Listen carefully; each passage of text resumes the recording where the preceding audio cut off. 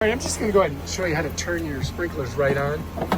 Okay, so I've got them on auto right now, but what I'm gonna do is I'm just gonna go ahead and I'm gonna start it. I'm just gonna go click it right here, manual start. And this is how you can just go ahead and start her up, bam.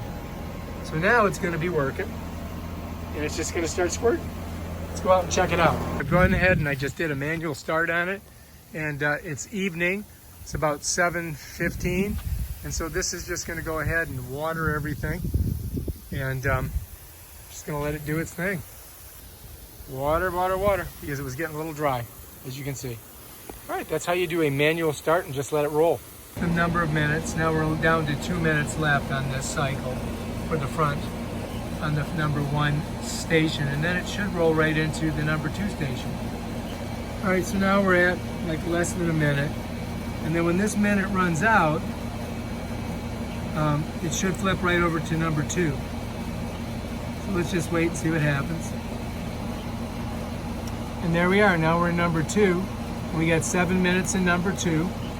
So we're gonna let that run all the way through the whole cycle, and then it will be on auto after that. This one was on manual starts, so you can start your sprinklers at any time.